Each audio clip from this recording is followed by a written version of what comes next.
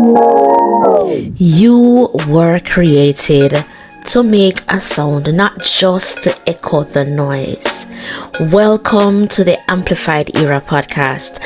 I am your host, Nadia Morris. I am here to help you push past the fear, identify the silence, and birth the purpose you've been carrying. We are leaving the safety of the shadows and stepping into the spotlight of your destiny. This is season 1, the great unmuzzling. So if you are ready to take the mute button of your life, let's get to work.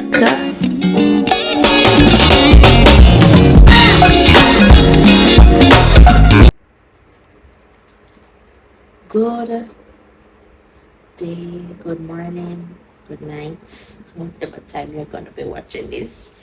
And welcome to the Amplified Era podcast.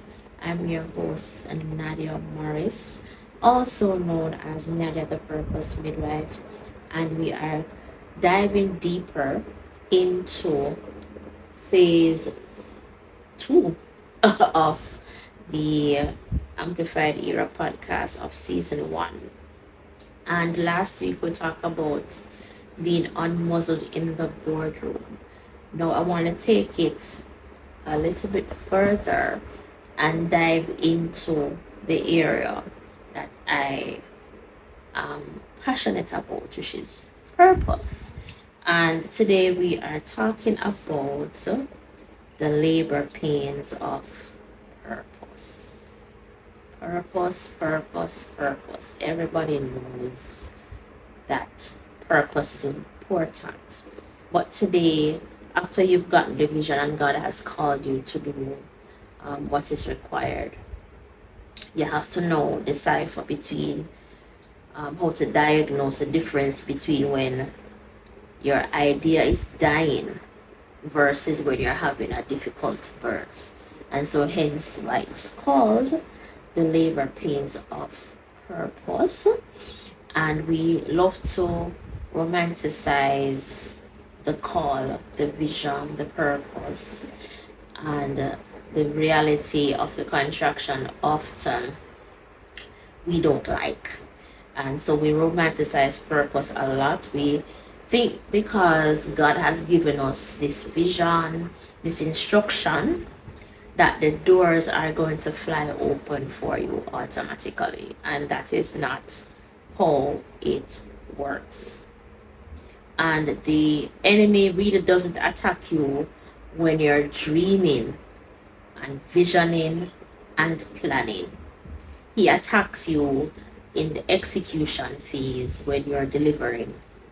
And we want to take a look at history as well, because Pharaoh, he ordered the midwives to kill the babies as they were being born.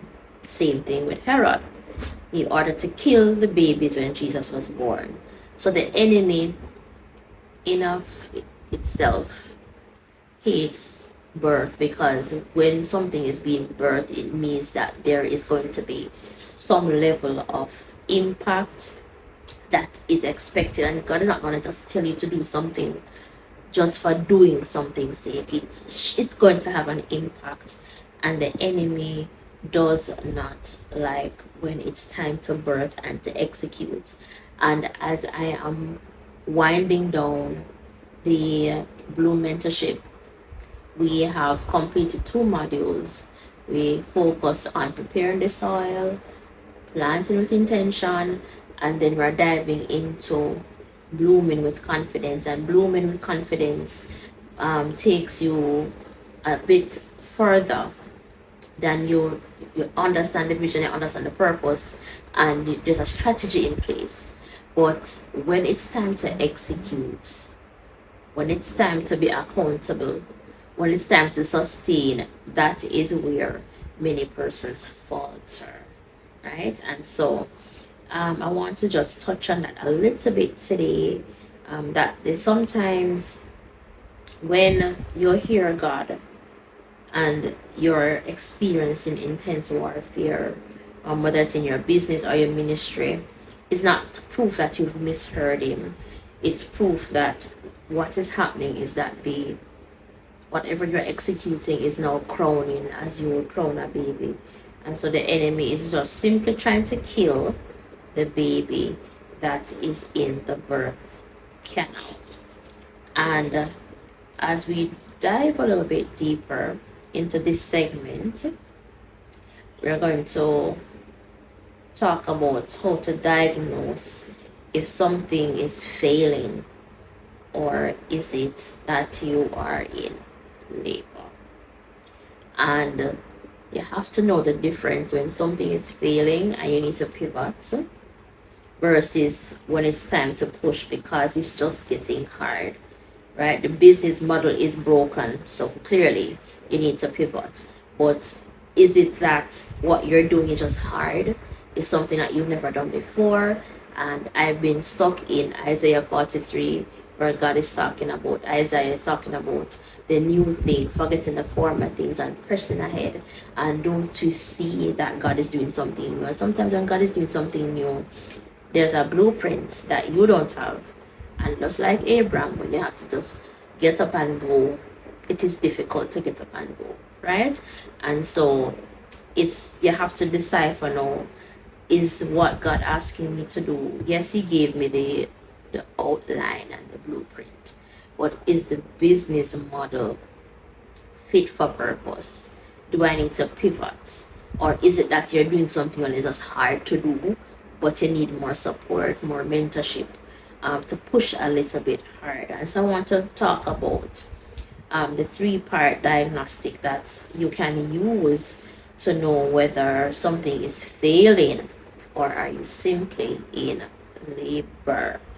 The first one is there a lack of strategy or a lack of stamina? Because if the product that you are offering is terrible, that's not labor, that's just bad business. And we also know that if you are aiming to introduce something new or to provide a service or product, it must be solving a problem. So is it that what you are offering, is it a bad business idea? That is one way. Or if the product is excellent but the market is slow, the season is slow, it simply means that you're in labor, right? And the other diagnostic that you can use is the friction, external or internal, right? And external friction speaks to like lost clients, tight budgets, that's a contraction. And internal friction, where your integrity is compromised, you just don't have peace or a lack of peace, that is a red flag. And I always tell persons, if whatever you're doing, it's not, you're not sleeping at nights based on what you're doing, that's a red flag. There's no peace in pushing forward, and there, to what end? So if there's no peace, that is an internal friction. If you have to compromise your integrity, that is a red flag, and you perhaps need to step away, because that is something that is failing, not necessarily that you're in labor. And the third part is, are you in the shakes? You know, when you're in labor and you're in transition and the mother's body, it shakes, where you get cold and she's like, this is it, finish, done, I'm done now. And the shakes can look like persons leaving the team. All of a sudden now your finance is just not adding up, the maths is not mathing, right? And you just have total mental exhaustion. It means that the birth is imminent. And listen, if I was honest, this week I was not going to record an episode. So you have to have a certain mental stamina to push forward into what it is you're executing. Because when I realize how much I've been dealing with on the different levels, work, home, and even birthing the different elements of Nada the Purpose Midwife for 2026, it is very difficult. It came to a head over the weekend where I'm like, God, I'm supposed to be doing declarations every morning. And today, none was done. I'm like, Lord, I feel burnt out. I feel tired. I feel mentally exhausted. You're trying to push the services that you're doing, and it doesn't seem like it is going anywhere. And so I had to take a moment and then planning a conference. And then you sit and do the budget, and you're like, Lord, there is no way in heaven, well, on earth, I wouldn't say in heaven, that I am going to be able to execute this to the fullest of my ability. I just don't have the financial capacity to execute this conference. And then you have, and it, and I think it also came to a head when it takes effort to do a podcast. It does. To set up your lighting, to structure the episode, to editing both video and audio, and then the views are like crickets. Like, wow. Oh my God, why am I even bothering to do this? Why am I even bothering? And then I was preparing for the module 3 presentations for the cohort for Bloom mentorship, and I'm like, I sat down, and certain points that I was preparing to share. It simply means that you just have to push through. It's gonna take more than your emotions. It's gonna take discipline. It's gonna take consistency. Because if I'm to be honest right now, I am not in the mood to be doing this. If I'm being honest, totally honest, just not in the mood. And that is how you know when you are doing something that is worthwhile and the enemy is just seriously mad at you, because he's gonna bombard you, because I feel bombarded, and just everything from every angle. I just feel bombarded, and it's making me feel mentally tired, exhausted. And I'm here trying to encourage and coach other people, and I'm like, Lord, I am so tired. But that is besides the point. And so I want to jump into contraction management. And I think this is where I got caught as well, because we know that mothers, you don't push 100% when you are in labor. Because I know if you push when you have a contraction, then you get a tear, right? So you only push with the momentum of the contraction, and then you rest in between. And so sometimes, as I said, rest is holy. Rest is holy, and sometimes we believe that there are so many things to be done that if you rest, that you're gonna lose momentum. You need to be out there. Visibility is key, and if I'm not out there, then whatever I'm doing, nobody's gonna see it. It's gonna flop, and so I'm like, God. And so sometimes you're burning out because you're trying to force the momentum when there is simply none. Right? There is no momentum, and you have to learn how to sprint during high demand seasons.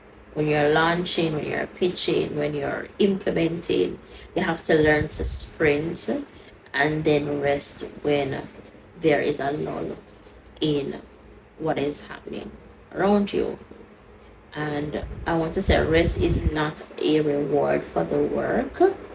It is a biological requirement to finish the delivery. So if you're burnt out and you're going to be snapping at people wondering why should I even bother, that is a sign you need to go and rest and lie down. Yeah. All right. And the next aspect I want to speak about is that ring of fire. The most painful part of labor is called the ring of fire, when the baby's head stretches the tissue just before the birth. And I can speak to it as a midwife that your finances can look stretched right at the moment. Your mental capacity is stretched. Your relationships are stretched. And you feel like you're tearing apart. And there's nothing wrong with taking the moments to breathe, to cry, and take a moment. But as a midwife, I'm here to tell you, looking at the monitor, looking at what is coming, that the head is there, the promise is there, and you don't really retreat fully from the fire. You just bear down and just do what you have to do. So that is what the labor pain of purpose really is about. It is really you analyzing and diagnosing whether whatever you're doing, if it's failing or you're simply in labor. And the telltale sign is that you just have to know if the model that you're implementing is broken, or it's just a difficult period where you're just trying to find your footing to be able to do what you're destined to do. So I want to tell you that the pain that you're feeling right now is not a sign that you misheard God. It's not a sign that your business is broken. Yes, it feels like nobody is supporting, but it takes time to build. You have to just be consistent with it. And it's just a sign that you're in transition. And what the enemy is trying to get you to do is to abandon the delivery room when the baby is in the birth canal. That is what the enemy wants you to do. He wants you to lay it aside, forget about it, and just retreat and run away. And so, the homework for this week is I want you to do the same diagnostic that we talked about today. I want you to look at the friction that is happening now in your business, your ministry, or simply your workspace. Is it that there is a lack of strategy, or is it that there's a lack of stamina? Are you failing, or are you just having a contraction? And if you realize you are in labor, the only job next week is to breathe, or this week I should say, is to breathe, rest, and push when the momentum hits. Do not quit. And I am encouraging myself because I had the inclination to just give right up this week. Forget about the decorations, forget about the conference, tell the planning team that look, I don't think this is happening. Cancel the masterclass, cancel everything else for the remainder of the year, and just relax my brain because it is too much, right? So, but I can't do that as a purpose midwife, because then how am I gonna show and tell you how to do, right? Don't quit. And so for next week, we are moving into the final stages of phase 2, where once the vision is actually born, the work changes. So you go from birthing to sustaining. But in episode 9, we are tackling who should be in your delivery room. Who should be in your delivery room, because it makes or breaks who is in your delivery room. And as part of the Purpose Corner, that is what I'm gonna name it, the Purpose Corner. Thank you, Dr. Kadia. Right, Doc 5. She's like, Nadia, you should just name that section of the podcast as the Purpose Corner. I think I did mention it in one of these episodes, the Purpose Corner. And what I want to just share in this area, and I always find that I walk through the same things that I teach, mentor, or talk about generally, and that is simply to start positioning yourself to make room for the team that is coming to help you. And this is just me flowing right now. It's nothing that I thought about, because I'm like, right, what am I going to talk about in the Purpose Corner? Eventually, when I open my mouth, you will tell me what to do. And so it is preparing for the team that is coming to assist you. And so how do you prepare for the team? You have to have systems in place. You have to organize yourself so that when people come in to assist you, you are able to delegate some of the tasks. And that is the issue that many of us have. We don't know how to delegate. We don't know how to ask for help. We don't know how to include other persons in the process. And sometimes the dreams die, the activities die, because we don't have any accountability. There's no sustainability, because it's just you and Jesus. And sometimes it takes more than you and Jesus to implement what needs to be done. My neighbor just started their car. I'm so sorry if you're hearing that in the background. But yes, continue to do what needs to be done. Have people around you who can push you and drive you and ensure that you are going to make it to the next round. And the other thing is that sometimes these people are going to be there for a season. They're not going to be there for the long haul. And I think sometimes we get it mixed up, that because persons enter this space, it means that they're going to be there forever. And sometimes that is not the case. They are not there for the long haul. They are there to be a bridge, to be a transition into the destiny, into purpose. And so when God is saying the season has shifted, you have to be sensitive enough to know when that season has ended. So even though the team has come to do part A, that there is much more that needs to be done, and you have another set of persons who are coming in to assist and to do.